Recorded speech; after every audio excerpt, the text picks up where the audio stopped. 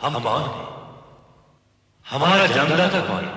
यही प्रश्न हम भी कर रहे हैं कि हम कौन हैं, हम कैसे प्रकट हुए हैं, हमें किसने उत्पन्न किया है, हमारा कार्य क्या है, दायित्व क्या है? हमारे मन में भी ये इच्छा जागृत हो रही है कि हमारा कर्म और कर्तव्य क्या है। अब देखिएगा, थोड़ा प्रमाण दिखाते हैं श्री देवी पुराण में। देखिएगा, श्रीमद् देवी भागवत गीता प्रेस गोरखपुर से प्रकाशित है और इसके कौन है संपादक? हनुमान प्रसाद पोदार चंद्रलाल गोस्वामी।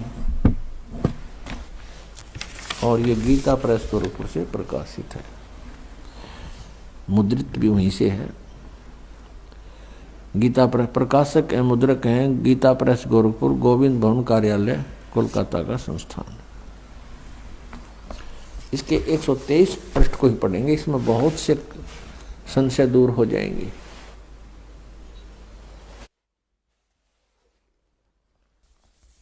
तीसरा स्कंद श्रीमद् देवी भागवत आप पढ़ रहे हैं, 123 पृष्ठ पर देखिएगा।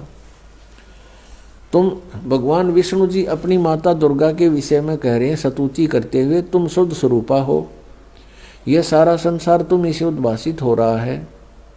मैं ब्रह्मा और शंकर हम सभी तुम्हारी कृपा से विद्यमान हैं। हमारा आविर्भाव माने जन्म और तिरोभाव माने मृत्यु हुआ करता है। हमारा जन्म और मृत्यु हुआ करता है।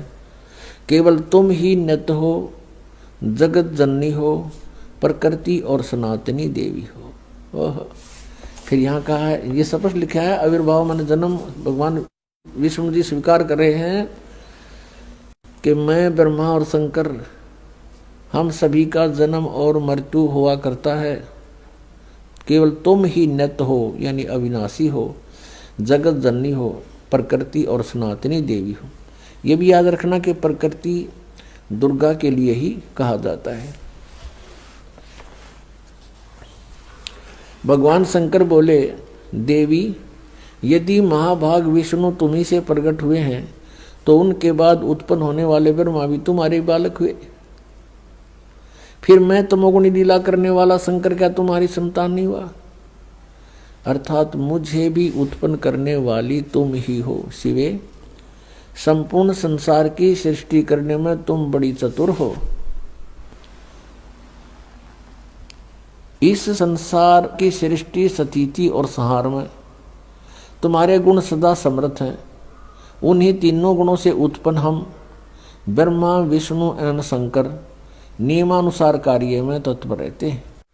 अब पुण्यात्मा, इस श्रीमद् देवी भागवत यानी देवी पुराण ने चंद पंक्तियों में ये 5 कंसेप्ट क्लियर कर दिए।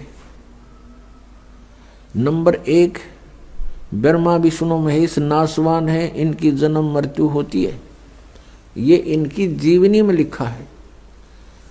और नंबर 2, प्रकृति दुर्गा को कहते हैं। नंबर 3, दुर्गा इन ब्रह्मा विष्णु महेश की माता है। और नंबर 4, ये कहते हैं हम तो केवल नियमित कार्य ही कर सकते हैं, यानी जिसके संस्कार में दुख या सुख जैसा है उसको एज इट इज दे सकते हैं, उसमें हम कोई परिवर्तन नहीं कर सकते। और 5वां ये हो गया कि रजगुण ब्रह्मा, सतगुण विष्णु, तमगुण शिव जी हो जाएगी।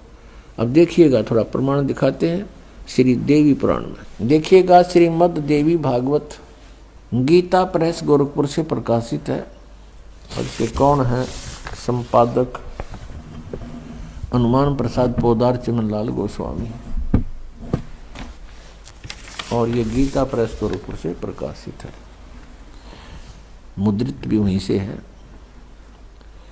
गीता प्रेस प्रकाशक एवं मुद्रक हैं गीता प्रेस गोरखपुर, गोविंद भवन कार्यालय, कोलकाता का संस्थान।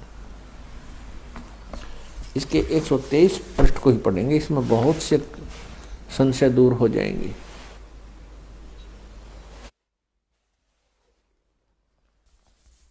तीसरा स्कंद श्रीमद् देवी भागवत आप पढ़ रहे हैं, 123 पृष्ठ पर देखिएगा।